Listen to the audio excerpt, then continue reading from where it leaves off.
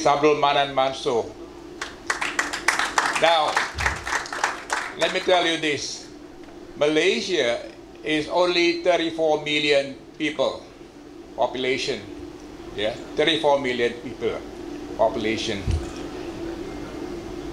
Our aviation industry last year produced 45 billion ringgit. That's almost 4% of the GDP.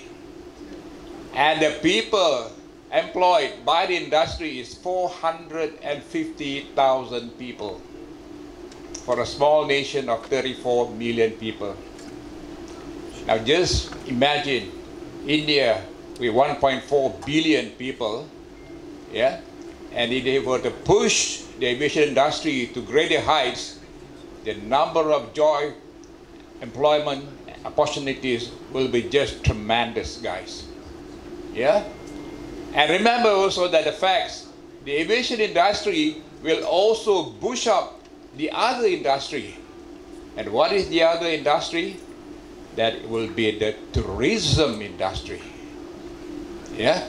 And the tourism industry will also boost up your hotel industry that you are now experiencing very well. So folks, the opportunities are there. Yeah? India is booming and going to become the second powerful nation in 10 years' time, whether we like it or not, or whether America likes it or not. This is a time to invest in the industry. Unicam has got a program of diploma, bachelor, master, and PhD in aviation.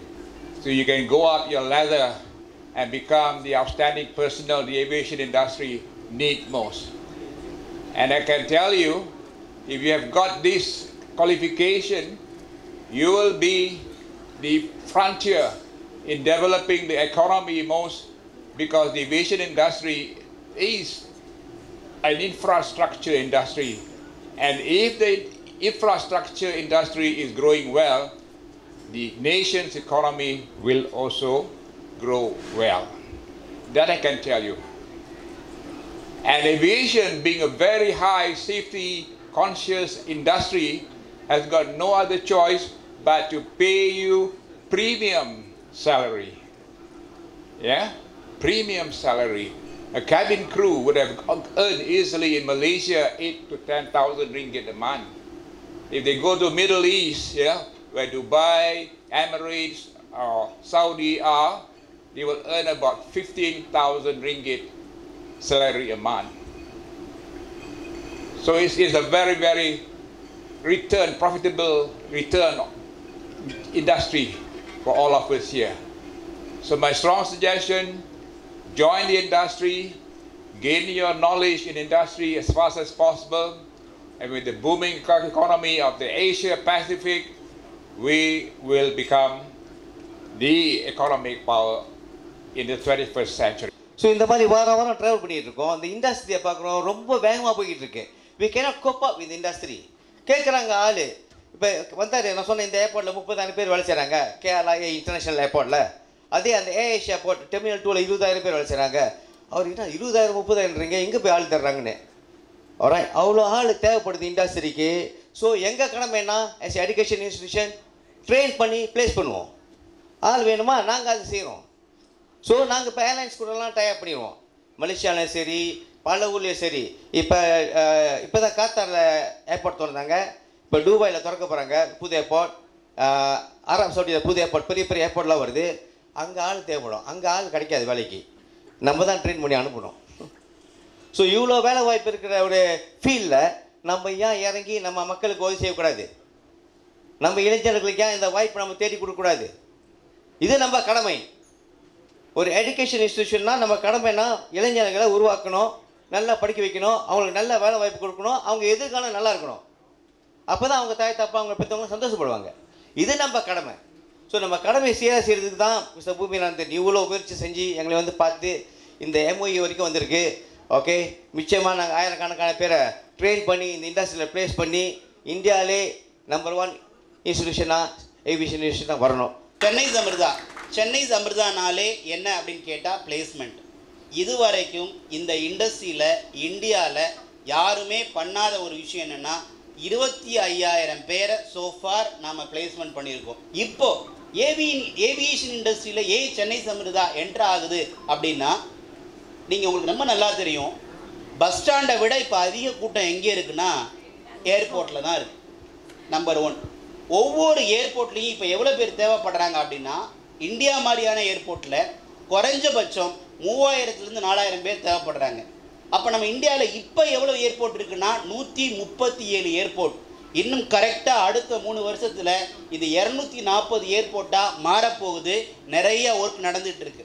240 airport வரப்போகுது அப்படின்னா 240 into ஒவ்வொரு ஏர்போர்ட்டுக்கும் குறைஞ்சபட்சம் 3000 பேர் தேவை அப்படின்னா இன்னைக்கு கணக்கில் 6 to 7 லட்சம் பேர் பெர் இயருக்கு தேவை. ஆனால் அத்தனை பேர் வெளியில் வர்றாங்களான்னு கேட்டால் இல்லை. அப்படியே வெளியில் வரக்கூடிய ஃபியூ ஸ்டூடெண்ட்ஸும் ஸ்கில்டாக இருக்காங்களான்னு கேட்டால் இல்லை. ஸோ ஒரு மிகப்பெரிய வேக்கம் இருக்குது. அதனால் பிளேஸ்மெண்ட்டு தான் சென்னை சமிர்தாவோட தாரக மந்திரம். அப்படிங்கிறனால இந்த இண்டஸ்ட்ரியில் ஒரு ரொம்ப ஸ்கில்டான பர்சனை உருவாக்கணுங்கிறதுக்காகவே இண்டஸ்ட்ரிக்கான சொல்யூஷன் கொடுக்கணும் அப்படிங்கிற நோக்கத்துக்காகவே உருவாக்கப்பட்டது தான் Chennai Samirtha international aviation college. Chennai Samirtha என்ன பண்ண போகுது அப்படின்னு கேட்டிங்கன்னா, படிக்கும்போதே ஏவியேஷன் இண்டஸ்ட்ரியில் இது வரைக்கும் யாருமே பண்ணாத புதுமை, அவங்களுக்கும் படிக்கும்போதே பார்ட் டைம் ஜாப் ஏர்போர்ட்டில் 8,000 to 15,000 வரைக்கும் படிக்கும்போதே ஒரு ட்ரெண்ட் செட்டாரை உருவாக்கு. நம்பர் 1. 2வது, வெறும் தியரியாக சொல்லித்தராமல் ஒரு மினி ஏர்போர்ட்டில் என்னென்னலாம் இருக்குமோ அந்த இன்ஃப்ராஸ்ட்ரக்சர் நம்மளுடைய மவுண்ட் ரோடு கேம்பஸில் 40,000 சதுர அடியில் ஹார்ட் ஆஃப் த சிட்டியில் ஸ்பென்சருக்கு ஆப்போசிட்டில் இருக்கக்கூடிய நம்மளுடைய கேம்பஸில் மினி ஏர்போர்ட் உருவாகிக்கிட்டு இருக்குது. ஸோ அதனால் லைவாக அவங்களால டீட்டெயில்டாக கற்றுக்க முடியும். இது 2வது, ப்ராக்டிக்கலாக கற்றுக்குறாங்க. 3வது விஷயம் என்ன அப்படின்னு கேட்டால், அவங்களுக்கு கிளாஸ் எடுக்க போகிறவங்களாம் யார் அப்படின்னு கேட்டால் கேப்டன் சார் மாதிரி, கேப்டன் சார் மூலமாக உருவாக்கின எக்ஸ்பர்ட் ஃபாரின்லேருந்து வந்து சொல்லித்தர போகிறாங்க. இதெல்லாம் ரொம்ப ரேர் காஸ்ட்லியான திங்ஸ். சரி சார், இதோட முடிஞ்சுச்சா? இல்லை, இதோட அடுத்த புதுமையாக என்ன அப்படின்னு கேட்டால் 3 years டிகிரி கற்றுக்க போகிறாங்க. 2 வருஷம் நம்ம சென்னை சமிர்தாவில் மவுண்ட் ரோடு கேம்பஸில் படிக்கிறாங்க. 3வது வருஷம் மலேசியாவில் போய் படிக்கிறாங்க. 6 மாதம் நம்மளுடைய யூனிவர்சிட்டி காலேஜ் ஆஃப் ஏவியேஷன் மலேசியாவில் 6 மாதம் கற்றுக்குறாங்க. இன்டர்நேஷ்னல் எக்ஸ்போசரை டீட்டெயிலாக புரிஞ்சுக்கிறாங்க. அது மட்டும் இல்லைங்க, வேறு யாருமே இதுவரை பண்ணாத புதுமை என்னென்னா, இன்டர்நேஷ்னல் ஏர்போர்ட்டில் மலேசியன் ஏர்போர்ட்டில் நம்ம ஸ்டூடெண்ட் ஒர்க் பண்ண போகிறாங்க. 6 months இன்டர்நேஷ்னல் ஏர்போர்ட்டோடைய எக்ஸ்போசரை கற்றுக்க போகிறாங்க. கொஞ்சம் இமேஜின் பண்ணி பாருங்கள். 6 மாதம் இன்டர்நேஷ்னலில் ஒர்க் பண்ணிட்டு வெளியில் வந்தாங்கன்னா அவங்களுடைய வேல்யூ, அவங்க கற்றுக்கிட்ட விதம், இது எல்லாமே வேறு லெவலில் இருக்கும். ஸோ கண்டிப்பாக சென்னை சமிர்தா ஸ்டூடெண்ட், ஏவியேஷனில் படிக்கிற சென்னை சமிர்தா ஸ்டூடெண்ட் இன்டர்நேஷ்னல் எக்ஸ்போசரோட வெளியில் வரும்போது பிளேஸ்மெண்ட் அப்படிங்கிறது ஒரு பெரிய விஷயமாகவே இருக்காது.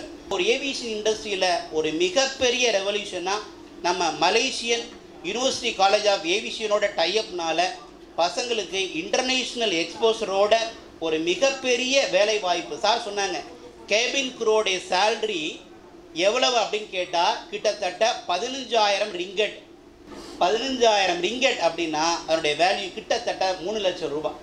கேபின் க்ரூவுக்கு படித்து முடிச்சுட்டு இன்டர்நேஷ்னல் எக்ஸ்போசர் இருந்தால் பெர் மந்த் 3 lakh rupees.